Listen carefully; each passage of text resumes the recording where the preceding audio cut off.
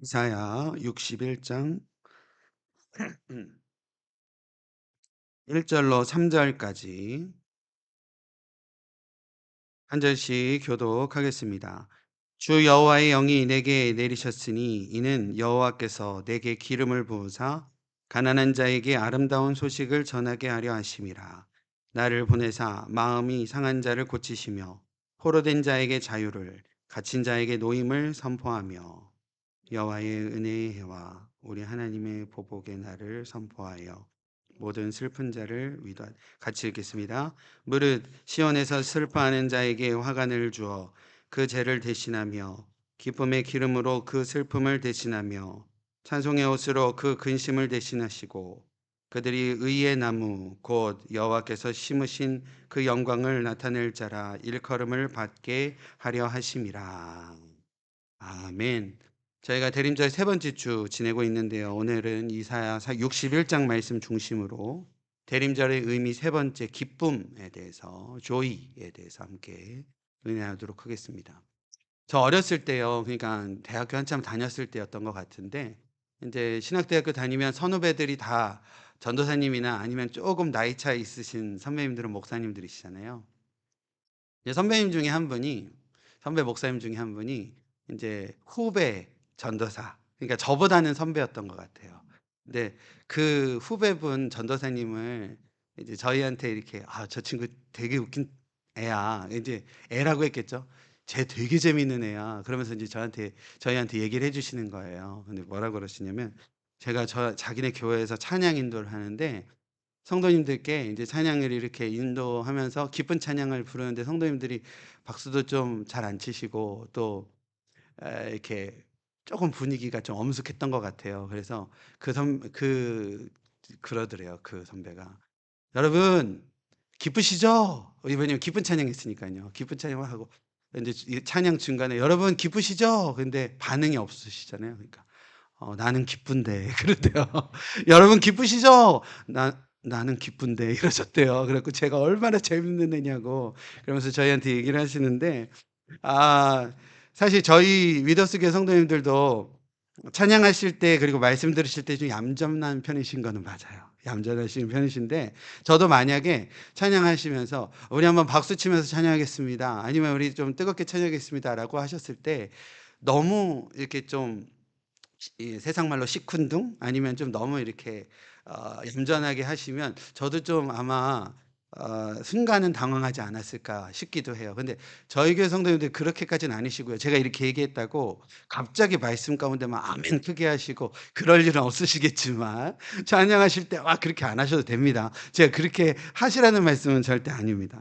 제가 이제 찬양 인도를 그래도 한 20여 년 이렇게 해오면서 저 나름대로의 어떤 찬양 인도에 하는 데에 찬양하는 데에 좀 저 나름대로의 그 어떤 생각이 생겼어요. 그게 뭐냐면 이제 뭐 성도님들하고 아이스 브레이킹 하면서 아마 그 선배 전도사님이 이렇게 이야기하셨을 거예요. "여러분 기쁘시죠?" 그러니까 분위기가 안 좋으니까 나는 기쁜데." 이렇게 하셨을 텐데 뭐 이런저런 이야기들 많이 찬양 인도자들이 하잖아요. 근데 저 나름대로의 생각 저 찬양할 때 멘트 거의 안 합니다. 왜 멘트를 안 하게 됐냐면 오랫동안 찬양 인도해 오면서 느끼는 바가 찬양을 선곡하는 데부터도 또 그 찬양의 의미를 또 하나님하고 같이 이제 성령께 구하면서 준비하는 그 순간에 다 이미 성령님께서 그 안에 다 말씀도 하시고 역사도 하시고 저는 그렇게 생각이 들더라고요. 그래서 때로는 이제 찬양 인도 정말 열심히 잘하고 정말 잘하고 아주 능수능란하신 찬양 인도자들 계신데 찬양 중간중간에 본인의 멘트나 본인 이야기를 너무 많이 하고 찬양을 너무 해석도 하고 성도님들께 "이 찬양을 제가 왜 하는 거냐면요." 라고 하면서 이런 이야기를 너무 많이 하는 것 자체가 성령님이 하실 일들을 너무 믿지 못함은 아닌가. 성령이 하시는 일인데 라고 해서 저는 찬양 인도하면서 멘트는 거의 안 합니다. 거의 안 하는데 이게 뭐 어떤 게 맞다, 그르다 말씀드리고자 하는 것은 아니라 제가 이 말씀을 왜 드리냐면요. 각자의 어떤 은혜 받음에 다름이 있다라는 거죠. 어떤 분은 찬양을 통해서 또 은혜 받고 어떤 분은 또 찬양의 가사, 사실 찬양 부르면서 가사를 놓치면서 그냥 멜로디로만 찬양할 때가 많잖아요. 분위기로만 찬양할 때도 많은데 어떤 분은 조용하게 찬양하시면서 찬양 가사 하나에 어떤 한 포인트에 딱 은혜 받으셔 갖고 이렇게 눈물 흘리시면서 찬양하시는 분들도 있고, 또 요즘 젊은이들 찬양 보십시오. 저도 뭐 젊은 찬양 많이 안 하기는 하지만 그래도 새로운 곡을 올려드리면 성도님들 잘 모르실 때 있잖아요. 그런데도 어떤 분은, 저희 교회 분들은 그런 분 없으셔요. 근데 예전에 제가 사역했던 교회 보면 찬양에 꼭 찬송가는 두세 개는 해주세요. 요즘 찬양 몰라요. 그래서 가만히 서 있게 됩니다. 이렇게 얘기하시는 분들이 계시는데 저희 교회는 없으셔요. 근데 어떤 분들은 모르는 곡인데도 가사를 보면서 그 안에 있는 어떤 그 찬양을 부르고 그 찬양을 만들어낸 그분들의 어떤 그 영감, 이런 것들을 같이 공유하시면서 찬양은 모르시지만 따라서 입술로 계속적으로 가사를 읽어 가시고 또 함께 하시는 분들도 보게 되는 것으로 보아 각자 각자의 은혜 받음에 다름이 있다라는 생각을 하게 되는 거고, 상대적인 부분이 있다라는 생각을 해보게 된다라는 겁니다. 은혜도 그런 것 같고요. 저는 기쁨도 그런 것 같아요. 기쁨. 요즘 내가 무엇에 가장 기뻐했나 이렇게 제가 한번 생각해 보니까요. 여러분들도 한번 생각해 보세요. 요즘 죄송합니다. 요즘 내가 무엇에 가장 기뻐했지? 이렇게 한번 생각을 떠올려 보시면 대부분의 각자의 기쁨되었던 일들, 상황들, 이런 것들이 아마도요, 상대적 기쁨이 아니었을까라는 생각해 봐요. 상대적 기쁨 아니었을까? 뭐 예를 들어서 똑같은 상황이 있다라고 해 봐요. 똑같은 상황이 있는데 나에게 기쁨인 것이, 그것이 다른 누군가에게는 아픔이 되는 일들도 있다라는 겁니다. 이게 뭐 좀 이런 어떤 비교가 맞을진 모르겠지만 전쟁 얘기만 해 볼까요? 전쟁 얘기만 하더라도 이쪽 사이드에서는 전쟁의 승리가 기쁨이에요.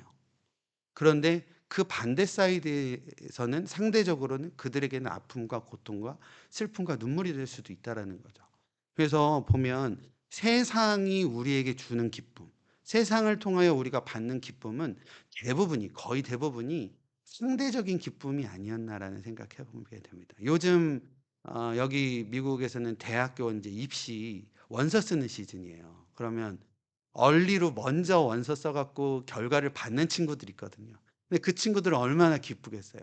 근데 반대로 이제 아직까지는 결과가 나오지 않아서, 아니면 그래서 이렇게 좀 조마조마하는 친구들에게는 기쁨이 안 될 수도 있다라는 거죠. 제가 왜 이 말씀을 계속 드리냐면 기쁨도 그렇고 은혜도 그렇고 특히 기쁨 자체가 상대적인 기쁨이지 않나라는 생각이어서 말씀을 드립니다. 그렇다라고 한다면 우리에게요, 우리 모두에게, 그러니까 상대적인 기쁨이 아니라 모두에게 기쁨이 되는 소식이 무엇일까라는 것이죠. 그 말씀을 오늘 말씀을 통해서 같이 은혜 나눴으면 좋겠습니다. 오늘 이사야 61장 말씀 드렸는데, 이사야 61장의 내용은요, 다가오는 여호와의 날, 그 여호와의 날의 영광과 기쁨의 소식에 대한 예언적인 선포의 말씀이 이사야 61장 말씀입니다. 2절 말씀 보면 여호와의 은혜의 날이라는 표현이 있고요, 하나님의 신원의 날이라는 그러한 표현으로 말씀을 하고 있습니다. 여호와의 은혜의 해라는 표현이 있는데요. 여호와의 은혜의 해라는 표현은 문자적으로 여호와의 기뻐하시는 해다라고 할 수 있습니다. 여호와께서 기뻐하시는 해라고 해서 그 내용은 우리가 희년이라는 표현으로 잘 알고 있습니다. 희년에 대한 내용입니다. 먼저 희년에 대한 말씀을 먼저 잠깐 말씀을 드리면, 과거 출애굽한 이스라엘이요, 애굽의 종살이에서부터 민족의 지도자 모세를 통하여서 하나님의 은혜 가운데 출애굽을 했잖아요. 출애굽을 한 이스라엘 백성이 출애굽기 19장 1절에 보면 시내산에 이릅니다. 시내산에 이르게 되고요, 20장에는 하나님께 여호와의 그 법인 십계명을 율법을 받는 장면이 출애굽기 20장에, 그러니까 19장이 시내산에 이르고 20장이 십계명을 받고 이러한 내용이 나와요. 그리고 그 이후의 내용이 출애굽기 19장에서부터 레위기, 우리 토요일 날 저희 성경 통독 쭉 하셨잖아요. 지금 이제 많이 읽어 가셨을 텐데 출애굽기 19장에서부터 레위기 전체, 그리고 민수기 10장 10절까지가 시내산에 머문 동안 하나님께서 이스라엘 백성들에게 모세를 통하여 주신 율법에 대한 내용이 어마어마한 그 양으로 이제 기록이 되어져 있다라는 겁니다. 출애굽기 19장 1절에서부터 레위기 전체, 그리고 민수기 10장 10절까지 이 내용들이 하나님의 율법이고, 이 시간적으로는 그때가 이제 시내산에 머물렀던 기간이 약 1년여 정도의 기간이라고 할 수 있겠습니다. 근데 이 희년이라는 내용이 레위기 25장에 나와요. 레위기 25장에 나오는데, 레위기 25장에 나오는 그 개념이 희년이라는 개념도 있지만 안식년이라고 하는 개념도 있어서, 오늘은 좀 25장 내용에 나와 있는 안식년과 또 희년에 대해서 같이 먼저 성도님들께 나눠드리도록 하겠습니다. 먼저 안식년에 대해서 적고 있는 레위기 25장 3절에서부터 5절 제가 화면에 띄워드렸으니까요. 제가 한번 읽어드릴게요. 너는 6년 동안 그 밭에 파종하여 6년 동안 그 포도원을 가꾸어 그 소출을 거둘 것이나, 일곱째 해에는 그 땅이 쉬어 안식하게 할지니 여호와께 대한 안식이라. 너는 그 밭에 파종하거나 포도원을 가꾸지 말며 내가 거둔 후에 자란 것을 거두지 말고 가꾸지 아니한 포도나무가 맺은 열매를 거두지 말라. 이는 땅의 안식년임이라. 라고 성경은 기록을 하고 있습니다. 매 7년마다 지켜야 했던 안식년에 관한 율법은요, 마지막 5절에 보면 끝에 뭐라고 돼 있죠? 이것은 땅의 안식년이다 라고 하는 것은 땅의 안식, 땅의 휴식을 규정하고 있는 규정법이라고 할 수 있습니다. 이는요, 하나님의 뜻이에요. 하나님이 어떤 뜻을 가지고 있냐면, 안식일을 통해서 너희가 쉬고 있잖아. 그러니 땅도 쉴 권리를 줘야 된다 라고 하심에 하나님의 귀한 뜻이다라는 겁니다. 그러니까 안식일이 이제 확장이 되고 있는 거죠. 하나님께서 우리에게 주신 어떤 안식일로서의 어떤 축복이 이제 땅으로서 확장되어 안식년으로 확장이 되어지고 있는 내용이라고 할 수 있습니다. 조금 뜬금없다라고 생각하실 수도 있겠지만 제가 한번 질문 하나 드려볼게요. 여러분, 닭이 먼저예요? 달걀이 먼저예요? 이건 뭐 성서적으로나 우리가 신앙적으로는 당연한 질문이긴 하지만 좀 뜬금없다라는 생각은 하시겠는데, 제가 이 말씀 왜 드리냐면 중요한 건 아니고요. 여러분, 성경에서의 첫 번째 안식이 뭐죠? 태초의 안식입니다. 그러면 하나님께서 6일 동안 태초에 천지를 창조하시고 6일 동안 창조하신 이후에 하나님께서 쉬심을 통하여서 허락되신 것이 안식일이에요. 사람이 언제 창조가 됐죠? 6일째입니다. 사람이 노동을 해서 안식을 주셨을까요? 안식의 의미가 뭐냐면, 여기서의 참된 안식의 의미가 있다고 할 수 있겠는데, 인간이 수고해서 하나님께서 주신 게 아니라는 거예요. 안식이라는 것은. 참된 안식과 참된 쉼이란 인간의 노력으로 벌어지는 것이 아니라 하나님의 선물이다라는 사실입니다. 이것을 믿으시는 저 여러분들 되었으면 좋겠습니다.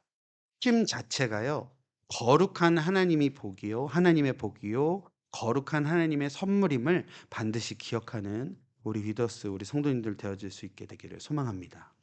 우리가요, 가끔 저도 이제 오늘 대표 기도를 했지만 제가 기도할 때 이런 기도 많이 합니다. 하나님, 한 주간 세상 속에 바삐 살다가 이제 안식하여 주님께 돌아올 수 있도록 인도해 주셨음을 감사합니다. 이렇게 기도하는데, 우리의 기도가 이렇게 바뀌어야 될 것 같아요. 창조 섭리 안에서의 안식의 개념으로서 우리가 기도한다라고 한다면, 주님께서 허락하신 쉼과 하나님께서 허락하신 거룩한 예배를 통하여 주신 하늘 복과 하늘의 그 귀한 은혜와 충만함으로 세상에 나가 일상을 시작할 수 있게 하여 주시옵소서. 이렇게 기도할 수 있어져야 된다라는 겁니다. 그런데요, 그렇다면 안식년은요, 땅도 내버려 두는 쉼의 시간이라는 거죠. 아까 저희가 레위기 25장 말씀 잠깐 3절에서부터 5절까지 읽었잖아요. 인간은 정작 경작하지 않고 가꾸지도 않는데, 그리고 안식하면 땅도 그냥 쉴까요? 땅에 쉼을 주기는 했지만 저절로 열려지는 열매가 있잖아요. 아까는 그것도 거두지 말라라고 했잖아요. 근데 이제 땅은 이제 경작하지 않고 내버려 두어도 열매를 맺는다라는 거죠. 그렇다고 한다면 그 우리가 수고하지 않고 얻은 그 소출에 대해서 어떻게 해야 될지, 어떻게 해야 되는지에 대해서 성경은 이렇게 말씀을 하고 있습니다. 레위기 25장 6절과 7절 말씀인데요. 제가 읽어드리면 안식년의 소출은 너희가 먹을 것이니, 안식년의 소출도, 그러니까 땅을 그냥 내버려 두고 쉬게 했고 우리도 쉬고 하는데 거두지 않았는데 이 맺혀진 열매들 있잖아요. 이걸 어떻게 할 것이냐. 근데 그것을 너희가 먹으라고 하나님께서 얘기하시는데 뭐라고 말씀하시냐면, 여기서부터 같이 읽어볼까요? 시작. 너와 내 종과 내 여종과 내 품꾼과 너와 함께하는 거류자들과 내 가축과 내 땅에 있는 들짐승이나 다 그 소출을 먹을 것을 삼을지니라 라고 하고 있습니다. 여기서 일곱 어떤 개념이 나오는데, 너라는 것은요 그 땅의 주인입니다. 그러니까 그 땅의 주인도 먹고, 그리고 누구누구 나와요? 남종, 여종, 품꾼. 품꾼이라는 것은 이 돈을 주고 일을 하게 하는 노동자들이죠. 거류자, 거류자가 뭘까요? 거류자는 나그네입니다. 나그네. 잠깐 거쳐가는 사람들까지도 그것을 먹을 것이다 라고 하는 거라고 한다면 거의 대부분의 사람들이죠. 모든 사람이라고 할 수 있을 것 같습니다. 또 두 가지의 부류가 나오는데 7절에 보면 뭐가 뭐예요? 가축과. 가축이라는 건 뭐예요? 나와 함께 생활하는, 내가 기르는 짐승들이에요. 그리고 들짐승까지예요. 그러면 모든 생명체, 모든 피조물까지도 우리가 이해를 할 수 있는 내용이라고 할 수 있겠습니다. 이 내용은 뭐냐면요, 안식년을 통하여 허락하신 귀한 은혜와 축복과 이러한 것들은 참된 평등과 참된 나눔으로 우리가 소유해야 된다라는 것이고요. 이것은 안식년의 소출은 어느 누구도 독점을 할 수 없다라는 것이죠. 여러분, 하나님의 은혜는 독점해서는 안 되는 줄로 믿습니다. 좋은 거, 나 좋으니까 나만 가져야지라고 아니라 하나님께서 주신 은혜, 말씀의 은혜, 하나님께서 주신 성령의 감동, 이러한 것들은 독점해야 될 것이 아니라 모두에게, 만민들에게 널리 선포되어지고 평등하게 나눠져야 될 나눔이어야 된다라는 사실입니다. 주님께서 허락하신 거룩한 쉼으로서의 이 안식년은요, 하나님의 복과 하나님의 은혜임을 믿으시는 저 여러분들 되었으면 좋겠습니다. 이게요, 아까 세상이 주는 상대적인 기쁨은요, 어떤 사람에게는 기쁨이고 어떤 사람에게는 눈물이고, 이게 아니라 하나님께서 주시는 안식년의 복과 은혜의 기쁨과 복은 우리 모두에게 허락하신 복과 은혜라는 사실을 우리가 반드시 기억하는 오늘 이 시간 되었으면 좋겠습니다. 그리고 그 하나님의 놀라우신 복과 은혜는요, 믿는 자들, 우리들만의 것이 아니라 이 세상의 모든 영혼들이, 그리고 이 세상의 모든 피조물들까지도 그것들을 위하여 하나님께서 허락하신 놀라운 은혜와 사랑이라는 사실을 분명히 잊지 않으시는 저 여러분들의 귀한 삶이 되어지시기를 주님의 이름으로 축원드립니다. 그리고 이제 희년에 대해서 한번 내용을 볼게요. 지금까지 안식년의 내용이었고요. 희년의 내용을 살펴보면 레위기 25장 10절 말씀입니다. 제가 한번 읽어드리면, 너희는 50년째 해를 거룩하게 하여 그 땅에 있는 모든 주민을 위하여 자유를 공포하라. 이 해는 너희에게 희년이니 너희는 각각 자기의 소유지로 돌아가며 각각 자기의 가족에게로 돌아갈지며 라고 하고 있습니다. 희년이라는 단어를 먼저 설명을 드리면, 희자는 기쁠 희자입니다. 저희 성도님들은 희자가 들어가신 분이 없으시구나. 근데 사람 이름에 희자 많이 들어가면 거의 대부분 기쁠 희자죠. 기쁠 희자고요. 년자는 이제 해년자입니다. 그래서 기쁨의 해라는 거예요. 아까 제가 여호와의 기쁨의 해, 그것이 희년이라고 말씀을 드렸죠. 오늘 본문의 2절에 나왔던 표현입니다. 희년이라는 표현이 그런 표현이고요. 이 희년이라는 이 표현은 히브리어 언어로는 요벨입니다. 요벨. 그래서 그 뜻은요, 순양의 뿔로 만든 나팔이고요. 희년은 이 순양의 뿔로 만든 나팔을 불며 자유를 선포하는 해라고 해서 희년이라는 표현입니다. 그래서 이 요벨이라는 단어에서 자연스럽게 나온 단어가 뭐냐면 지금의 영어 단어인 주빌리입니다. 주빌리가 뭐냐면 기쁨의 축제, 어떤 이렇게 그런 기쁨의 어떤 축제에 대한 내용, 이것이 환희의 축제, 이러한 내용이 주빌리라는 단어죠.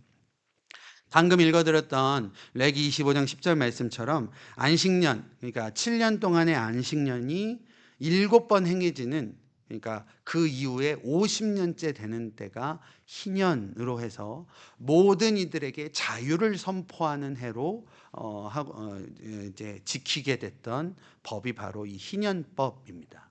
그러니까 계속적으로 말씀드리지만 안식일에 대한 그 의미가 안식년으로 확장이 되고, 그리고 이제 더 나아가서 희년으로 확장되어지는 그런 은혜의 내용이라고 할 수 있겠습니다. 방금 읽은요 레위기 25장 말씀처럼 희년은요 해방의 해예요. 자유를 선포하는 해방의 해입니다. 모든 노예가 자유를 얻고 모든 소유가 원주민들에게로 되돌려지며 모든 땅은 휴경하게 되는 해, 바로 해방의 해라는 것입니다.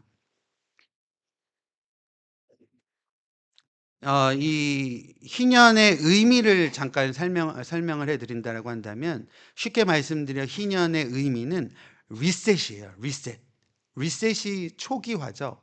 여러분들 혹시 컴퓨터를 조금 하시는 분들은 키보드에 제일 왼쪽 위에 리셋 버튼이 있는데, 리셋을 누르면 초기화가 되는, 그러니까 처음으로 되돌이키는, 원상을 복귀한다라는 의미고, 제자리를 찾아 돌려놈이라는 표현을 가지고 있는, 그리고 원래대로 되돌림의 의미가 있는 것이 희년의 의미다라는 겁니다. 희년에는요, 희년법에는 세 가지의 원칙이 있는데, 그 세 가지의 원칙을 간단하게 설명을 드리면, 첫 번째는 토지를 무르는 규정이 있습니다. 토지를 무르는 규정. 두 번째는 이자를 금지하는 규정이고, 세 번째는 채무 노예의 면책을 규정하는 그러한 내용이 있습니다. 토지 무르기라는 것은 뭐냐면요, 토지가 지금 기업으로 너희들이 각각 소유를 하고 있지만, 그 토지는 기업으로 받은 것이니 매매가 될 수 없다라는 규정이에요. 토지는 매매가 되지 않습니다. 이스라엘의 어떤 유대 법상에서는. 그래서 그 의미는 뭐냐면, 모든 토지는 다 하나님의 것이다. 그리고 너희는 기업으로 받은 것으로서 단지 그것을 이제 잠깐 가지고 있어서 대리자로서 그것을 가꾸는 것이다 라는 그런 의미를 가지고 있는 것이 토지 무르기 규정입니다. 그리고 이자 금지 규정은 뭐냐면요, 흉년이 있으면 흉년으로 인해서 자신의 어떤 소유나 이런 것들이 그 경제적인 것들이 어려워질 수가 있잖아요. 그것으로 인해서 이제 빚을 지게 되고 채무를 갖게 되면 그 채무에 대한 이자를 면제시켜 주는 규정이 이 희년법에 있다라고 합니다.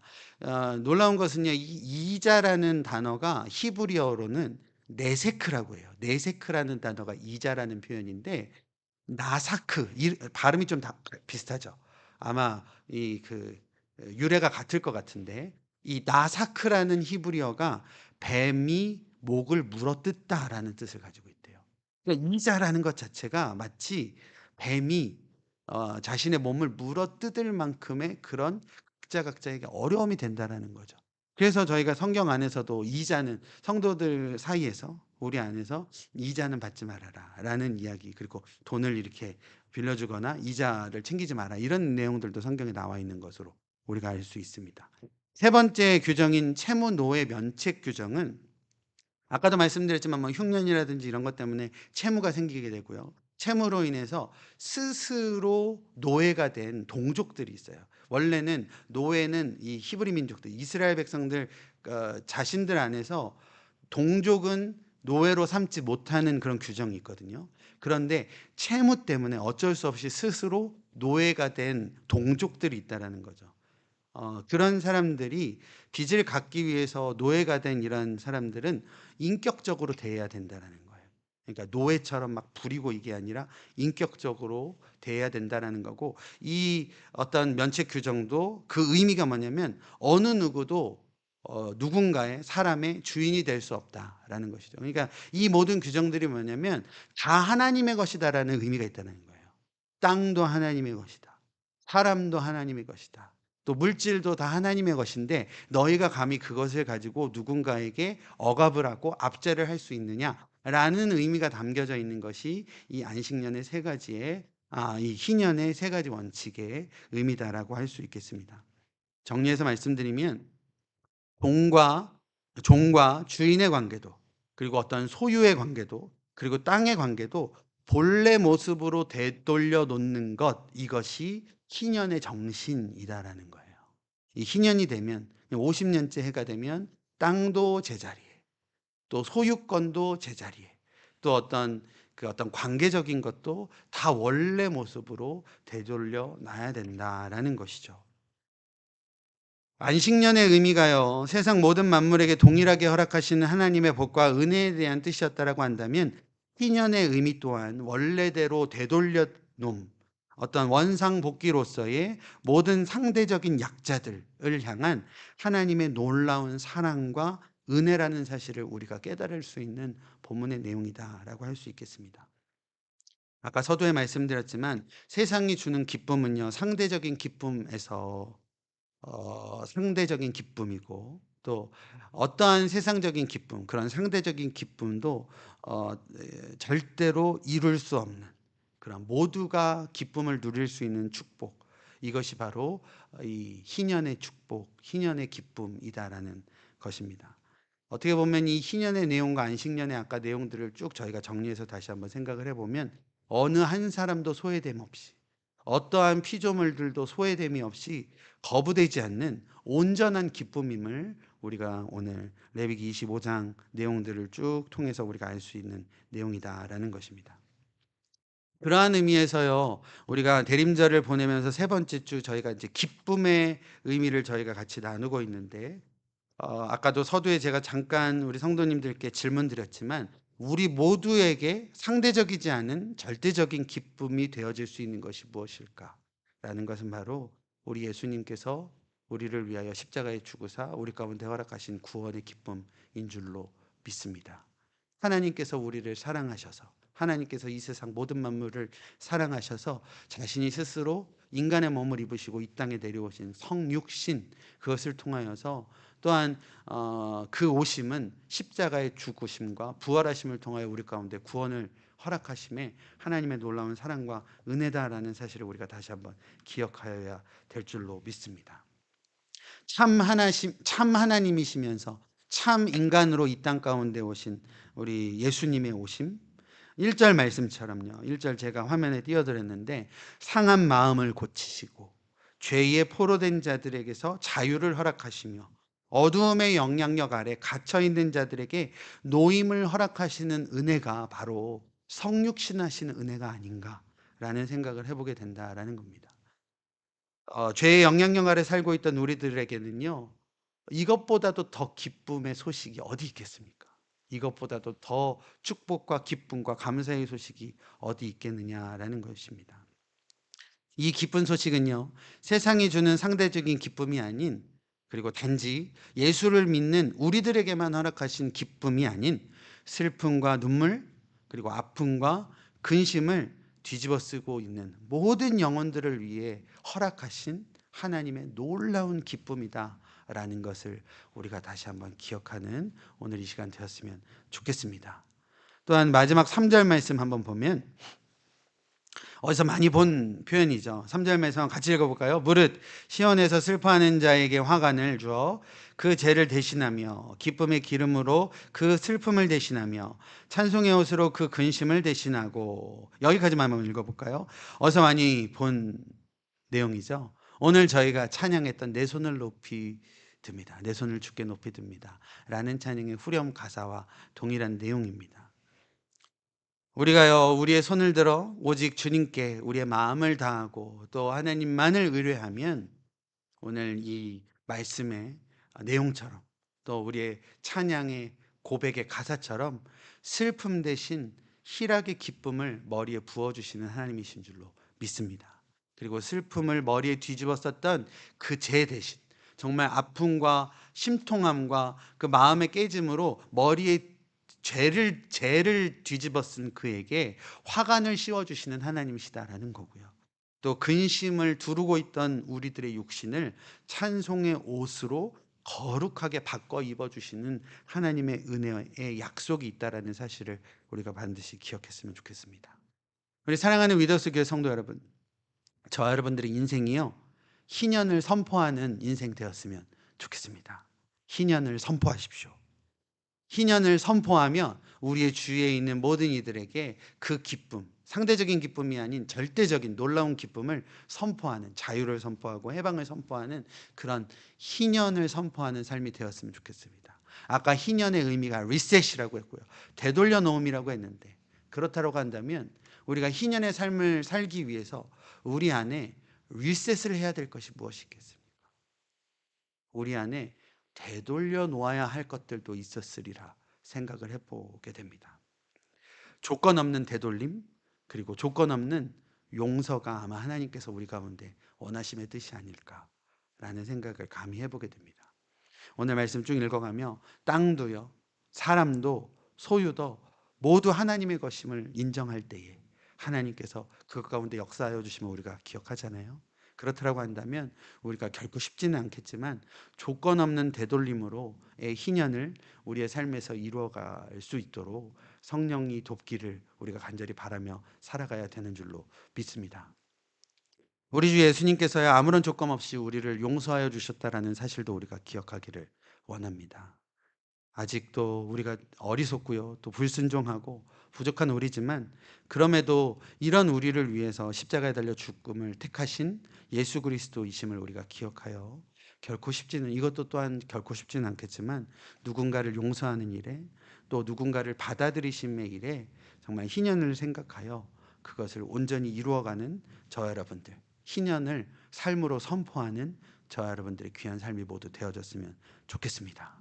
우리 주님의 오심, 그 기쁨을 우리 안에서 귀하게 이루어가는 저와 여러분들 되어지실 때에 주님을 기다리는 그 기쁨, 그 참된 기쁨을 귀하게 열매 맺음으로 희년을 선포하는 삶이 온전히 회복되어지게 될 줄로 믿습니다. 이 믿음을 가지고 순종의 발걸음을 귀하게 살아내시는 저 여러분들의 귀한 삶이 모두 되어지시기를 주님의 이름으로 축원드립니다. 아멘. 기도하겠습니다. 우리의 기쁨이 되시는 주님, 주님께서 이 땅에 오심으로 허락하신 구원의 기쁨과 다시 오심으로 허락하실 회복의 기쁨으로 인하여 감사를 드립니다. 우리 각자의 삶이 이 세상에 희년을 선포하는 삶으로 기쁨의 선한 열매를 모두 맺어갈 수 있도록 성령으로 함께하여 주시옵소서. 예수님의 이름으로 기도드립니다.